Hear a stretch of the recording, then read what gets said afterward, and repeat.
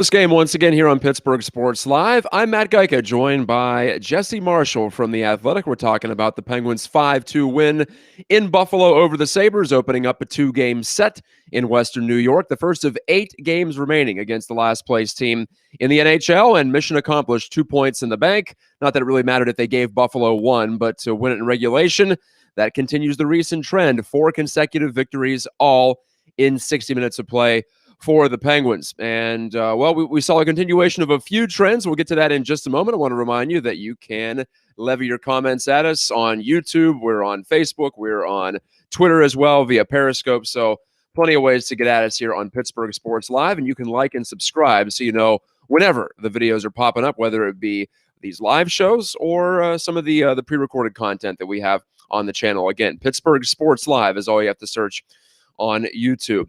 Well, Jesse, last time we talked, it was very early on in the season. It was tough to really gauge anything about the Penguins' performance, and it's been up and down, no doubt about it, but the Penguins certainly on an uptick here. And I know we're going to talk about the quality of competition, but overall, it has been a very fruitful stretch for Pittsburgh, now rising to within 1 point of second place in the NHL's East Division. The two teams behind them right now have games in hand, so it's not time to start shaking hands and congratulating each other too much.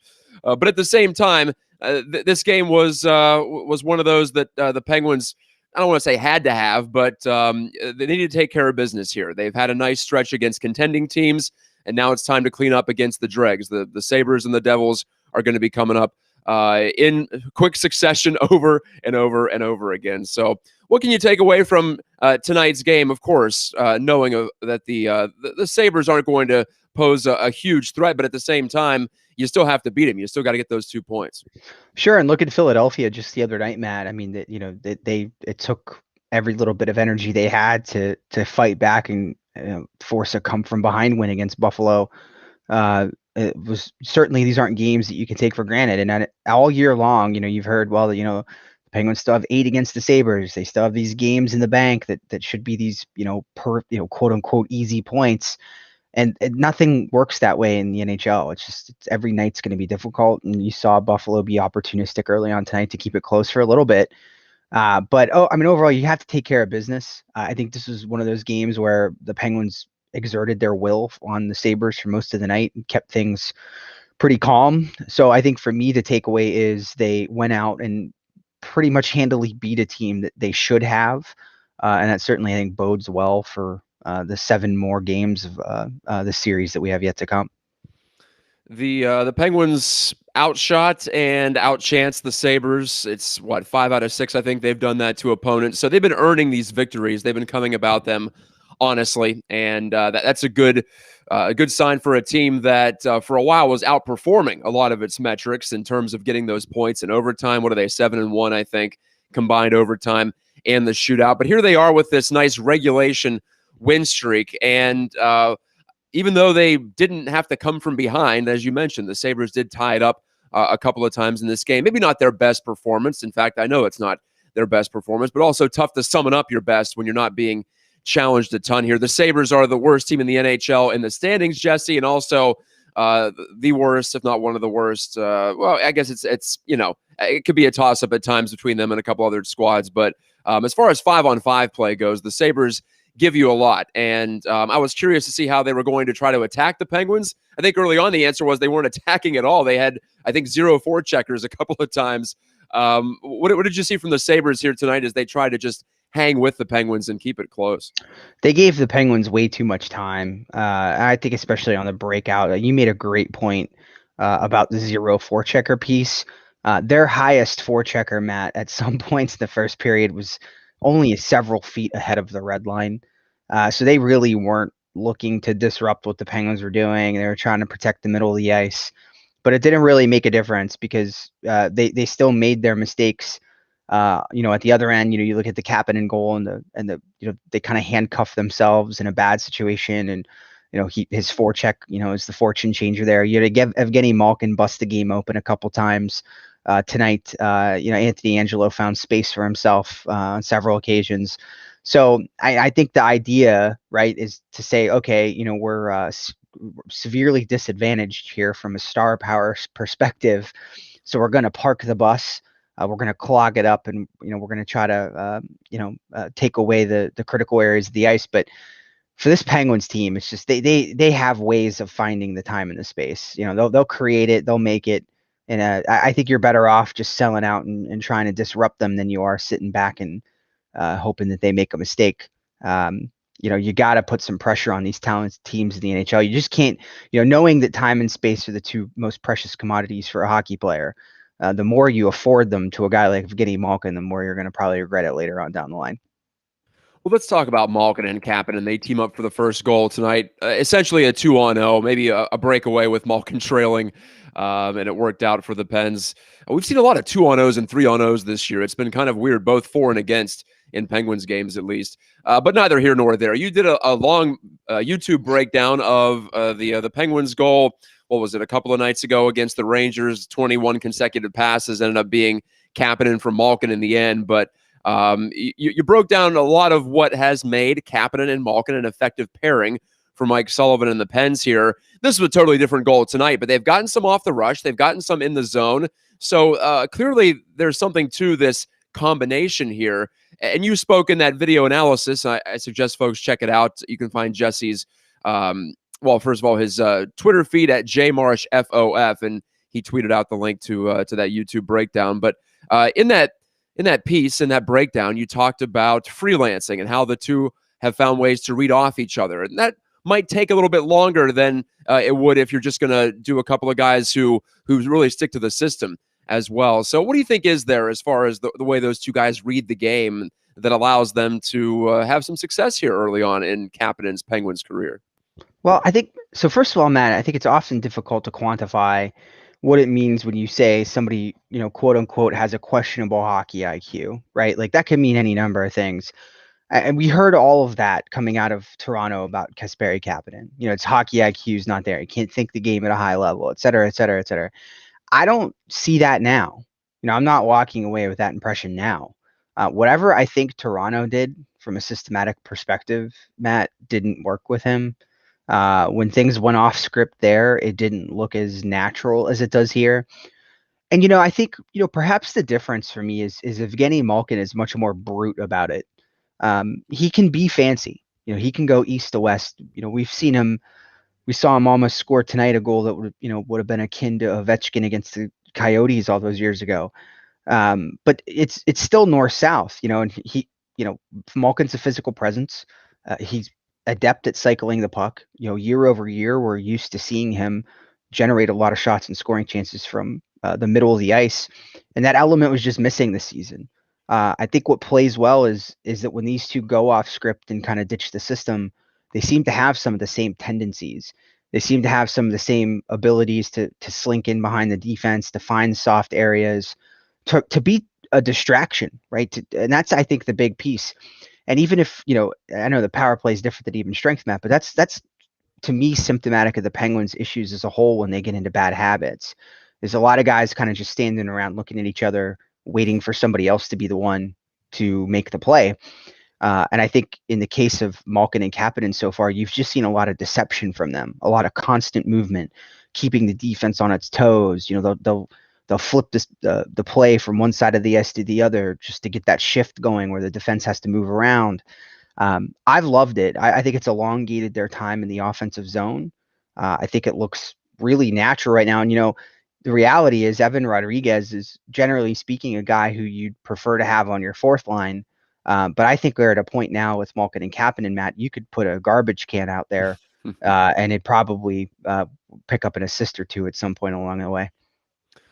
I want to dig further into one particular part of your video breakdown. You were discussing how sometimes in order to create space in the offensive zone, you need to leave the offensive zone. We saw a couple of times Malkin and Kapanen swoop out into the neutral zone to not just gain some momentum moving back toward the net, but also to allow the Rangers in that case to forget about them. And it also brought to mind something Mike Sullivan said in a recent press conference where he was talking about how it seems to him that a lot of teams on the attack are working high in the offensive zone as opposed to try to pack things in down low. They're trying to pull defenders out away from the net. Are you seeing some of that, or are you seeing more of what the type of thing that Malkin and Kapanen did on that goal clip that you broke down? where they're trying to just pull people away, because for so many years we've seen the pack it in mentality defensively. And of course, you do still have to go to the net to score for the most part. So I think defenses are going to continue to default to protecting the middle, as they should. But is there something to that? Our offense is getting some headway now, trying to get some pushback by doing maybe the opposite, by pulling them away from the net. Yeah, it's that going against the grain mentality, Matt, right? So if the puck's working low to high, you're going the opposite direction. That's that eyes then aren't on you, right? And in those clips I posted, for against the Rangers, they were all focused on where the puck was. And as Malkin and Kapanen are distributing it, they'll just skate 5-10 feet outside the blue line and take their time, make it a little loop. And as they're driving back to the net, no one's picked them up. There's nobody that has them in their peripheral vision. They've kind of exited the play completely, but they immediately make a beeline for the goal. And now you've got to have the savviness, I think, as a defenseman or even a forward in that situation, to be able to see that drive coming out of the corner of your eye and pick that player up. So, again, I love it. I think it's great. I saw him do it a ton tonight. I don't know that this is a line right now that's really, sticking to the script, so to speak. But it's worked for them. I think at the end of the day, it's hard to predict what they're going to do, especially in the offensive zone. I think there's times where they don't even know, and they're kind of pick up and go with it. But I love it. And again, at the end of the day, it's just about going against the grain. And if the puck's on the strong side or the weak side, if you can just get yourself in a position, an anticipatory position where that puck's going to end up eventually, and you could take a little bit of an alternate path to get there, you make it that much harder for the defense to mark you along the way. The Penguins win at 5-2. They've now scored 4 or more goals in 6 of their past 8 games. So the O's getting rolling, this time on the road, though, where they've had some more trouble putting the puck into the net. So a positive sign, albeit against the Sabres. They didn't have to rally for a victory. That's just the second time all year they didn't have to come from behind, which is just a remarkable fact at this point. It is an NHL record, by the way, for the Penguins to have had 14 come-from-behind wins out of their 16. Stunning stuff as of right now, at any point in the season, really, but especially this early in the season. But you know what? That offensive uptick, Jesse, coincides with the power play getting it rolling. They got a couple of goals against the Flyers this past Saturday that helped in their comeback effort. And we have seen some different looks. We saw Sidney Crosby on the left side frequently here over the past week or so. Today, Sid was behind the net, setting up Jake Gensel. So the power play not only looks stronger, but it's also contributing. It's also putting the puck in the net. And I think that's, obviously it's part of the reason why they've scored more recently. You can't do it all at 5-on-5 or shorthanded. So is there something that stands out above the line for you tactically, or maybe a mentality from the team as well, as you see the first unit I'm talking about on the ice over the boards for Sullivan to start these power plays?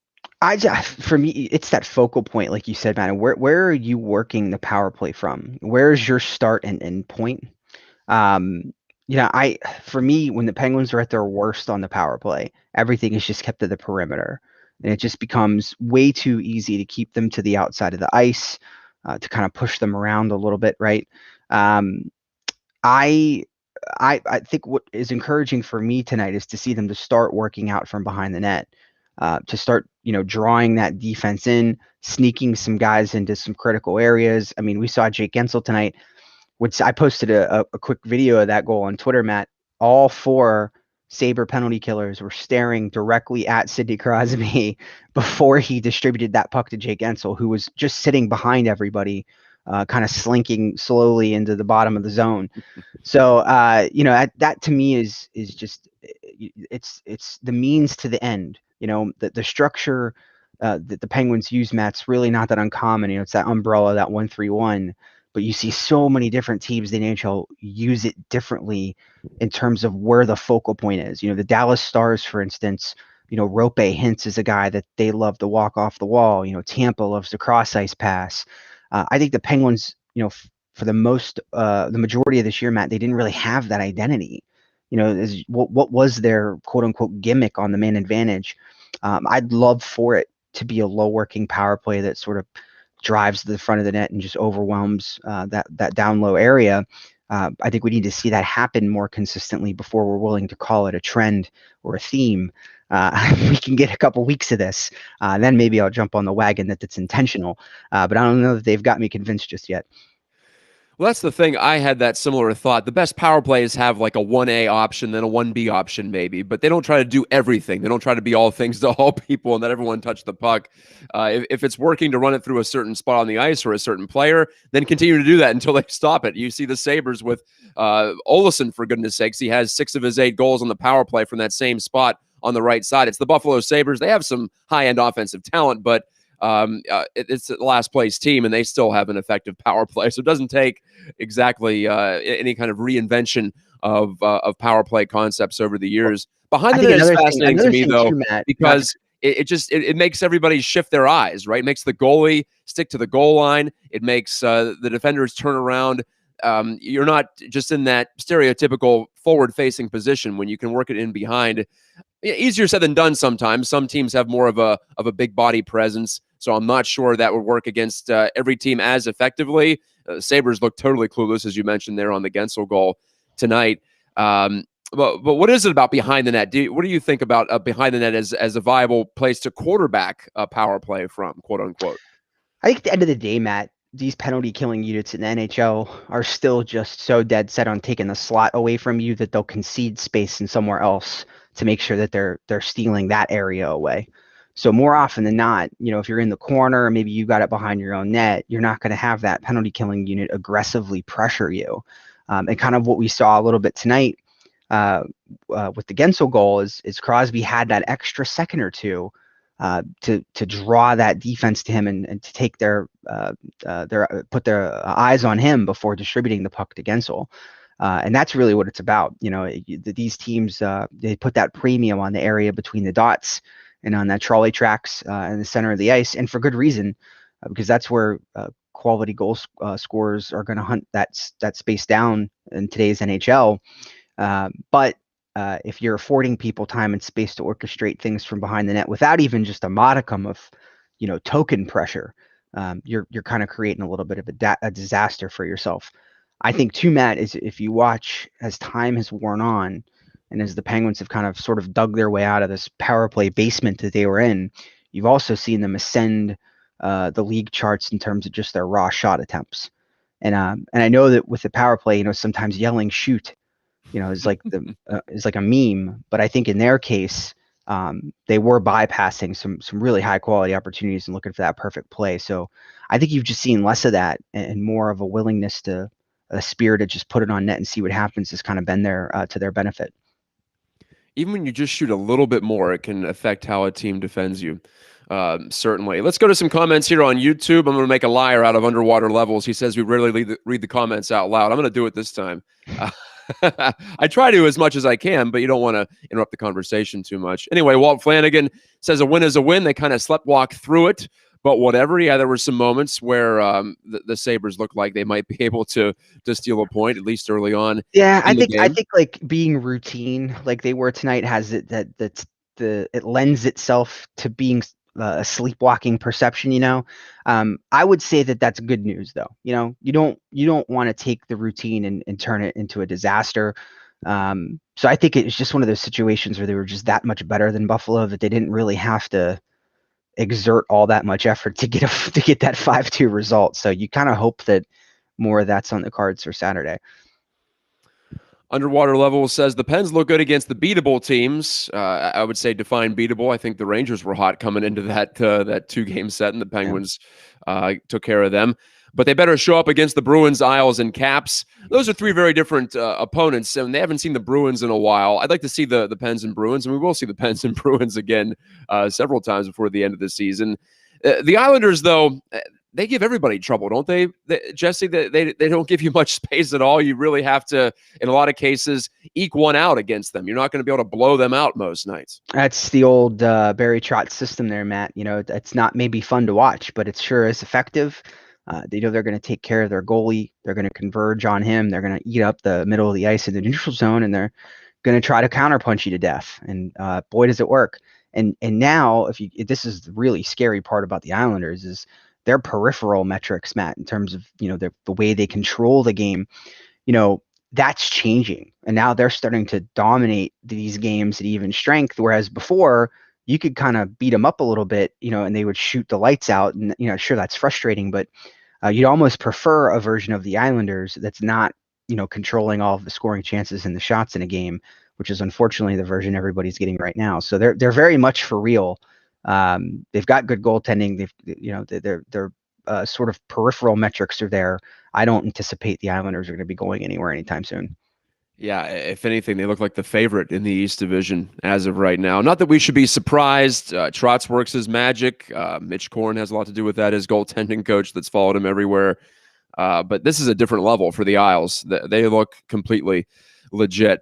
Let's go over to Facebook, and this ties into something I wanted to ask you anyway. David Thomas says, seems like the sky's the limit for 42 and 71. Of course, those are the numbers of Kapanen and Malkin. But can the fourth line keep this up? It was a good night for the fourth line. For a while, they had 100% Corsi rating on the night. Wow, that's a departure from the usual. But I will say that Anthony Angelo looks like, well, it looked like tonight at least, he had a couple of really good driving the net opportunities before his goal in the third period. But I think he's the most intriguing of the fourth line rotation that we've seen so far. A combination of youth and size and some skill, as we did see tonight against a porous defense, but we did see it for the first time. He looked like he could really put that frame to use. So do you agree with that, or do you think there's someone else among the young and the underused or unused on that fourth line that might be able to stand out before the end of the season? You know what, Matt? I think it's just given like what we'd seen, from some of these players that have come up off the taxi squad or have just made brief appearances over the course of the last couple of weeks. I mean, you have to say that, opponent aside, like it's just a really noticeable performance from Anthony Angelo tonight. I thought he made some really smart plays to chip the puck out of danger off the wall and, just take care of it. And that's really what you want. I mean, I think out of a guy on the fourth line is to live to fight another day. Added in a little bit of his size and physicality. I was a good performance. And to be frank, I mean, I think Pittsburgh in general is just used to that fourth line taking a real beating. It's been ugly. There's nights where they're out there, 75-ish% of the shots and scoring chances are heading the wrong direction. So you got the sense tonight that it was a breath of fresh air for Mike Sullivan to be able to deploy four confidently, and it would be a nice change, Matt, and almost a necessary one, I would say, for them to find some semblance of balance there. I'd like to see definitely Angelo get a few more opportunities here. Yeah. We've seen O'Connor get called up. I'm not sure he's quite ready for prime time yet, but he's another player with a projectable frame, as the scouts would certainly say. But yeah, Angelo, advantage him, and playing against the team that he grew up rooting for. What a night! Even though no fans in the stands, definitely a little bit of a more subdued atmosphere than it would be normally for him playing in Western New York. I wanted to check in with you on Mike Matheson. Not the most dynamic night for him one way or the other, and sometimes that can be a good thing for a guy like Matheson. But you did an extensive video breakdown of his game before he came to the Penguins, after the trade, but before he started playing for the Penguins. Have you seen his habits or routines or tendencies change at all with the Penguins and in their system compared to what he did with the Panthers? No. It's always an adventure. Guy, huh? Yeah, he is. And I mean, you almost get that sense sometimes you watch him, Matt, and this kid grow up playing forward for decades before he switched over to defense. I do love his willingness to carry it. I really do. You'll get no complaints from me out of that. I think he's kind of picked his spots a little bit better. I think as time has gone on, I think he's found himself in less situations where he'll cross the offensive blue line and all of a sudden find himself maybe 1-on-5, right? And then kind of not sure what to do with it in those situations. But it's really, I think, the defensive piece and the situational awareness where he really gets burned. And sometimes that's in transition. Sometimes that's in long shifts in the defensive zone. Sometimes it's in misreads with his partner. But it's always sort of a roller coaster with Mike Matheson. I think you get a lot of what we've seen this year, which is some good surprising things offensively mixed with some, not so great things defensively. I think that that's kind of been the story of his whole career now for the last couple of years. And, good night for him tonight, unassuming night. Like you said, not really a performance you're going to talk about in the car on the way home from the game, but controlled the game when he was out there at even strength. And I think that, overall there does appear to be I think at this point anyway, Matt, some semblance of partnership out there for he and Cody Ceci that, when they're together, you see them out there at even strength, you kind of get the sense that, it's almost been when Matheson's at his best. So if they could kind of continue to strike that balance there with those two, I almost feel like they've complemented each other in a couple ways. Coming into the game, Matheson and Ceci had the best expected goals ratio among the Penguins' defense pairings. Didn't see that coming entering the season, but that's why they play the games, right? To borrow a line from Chris Berman there. Brandon Tanev scores his 6th goal of the season. A really handsy move tonight. I think at times I've been guilty of downgrading him as far as his hands are concerned and his scoring ability. But he's got 6 on the board now through 26 games, and continue at that pace, it would easily be a career high in the goal category. Is there potentially more to Brandon Tanev than has met the eye? He's 29 years old, so he should be what he will be, and there should be no further development, at least in terms of like big changes to his game. But I see a goal like tonight, and I see the way that he's working with Teddy Blueger in particular as his centerman. And I see a guy playing perhaps the best hockey of his career. So is it possible that a lot of us, when he was signed here, thought that it was extravagant for a bottom 6 type of a guy, but is it possible that we underrated him coming in? It's possible. I don't think he's going to be a perennial 20 goal scorer, but even Matt Cook scored 20 goals on Evgeny Malkin's wing once. Yep. So I think that there's versatility within his game. I think you could spell him in the top 6 for a game or two if needed, and he wouldn't be out of place just because of how great his legs work. There is some kind of partnership between he and Teddy Blueger right now. And they've just got the old radar thing going on between the two of each other. And what really shocked me, and this is kind of unrelated, Matt, but semi-related at the same time, if you look at the forechecking data for the Penguins, it's Teddy Blueger and Brandon Tanev, and then everyone else just off in the weeds somewhere. And the amount of turnovers that they generate, that is really what drives the success of that line. And defensively, their metrics are just so strong. And I always, say that Aston Reese and Tanev and Blueger are the 3 strongest defensive players the Penguins have. But I honestly think, Matt, that might have more to do with how much they play on their front foot than it does their savviness in their own defensive end. You kind of get the sense they're doing it by proxy of, constantly pressuring the other team. And it's worked out. They have they've done their best, and they've done quite well when it comes to controlling play. You compare them against their peers in the NHL. I don't know if they have the most firepower of any third line, but like you said, they have tilted the ice more often than not. So full credit to them. And last thing for you before I let you go, Tristan Jarry has struggled on the road. I don't know about that first goal, Tage Thompson. I'm pretty sure Tristan Jarry would tell you that that's one he definitely should have had. The goalies are going to say they should have everything probably, but yeah, there was that. There were a couple of shots off post. The defensive breakdown for the second goal, not going to fault him there. But are you still seeing a pretty consistent upward trajectory from Jarry? It's been about 15, 20 games since it was really in doubt whether he was going to be the Pens' #1 goalie this season. Clearly, in the eyes of Mike Sullivan, based on his usage, he has become that. He has risen back to that stature. But what are you seeing in his game since the last time we talked about 20 games ago? I still think he looks more confident, Matt. I think you can see that in his just in the way he plays the puck more now. I think he went for the goal tonight. That's always a sign of a confident goalie when he's shooting for the empty netter.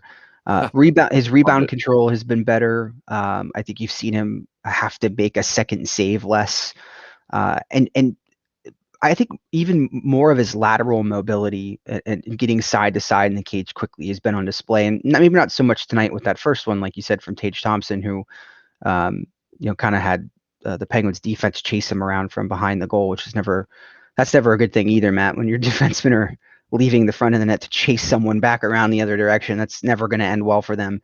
But I just think that you can now point to games, Matt, and this is huge. You can point to games and say, maybe that save got the point, or maybe that save got the 2 points. And that element was just not there for him earlier this season. And I even go back to that Rangers game. The other night he stole the show in the third period for that one. So it's starting to come together. He's not only just dug his way out of the basement in the National Hockey League now, Matt, as far as like gold save above expected, but he's starting to now like leapfrog other people. So, I don't know that his ceiling is, some kind of top 5 Vezina ceiling, but if he could just give the Penguins an average performance, Matt, that's all they really need. They can win with that. And I think that's what he's done recently. So.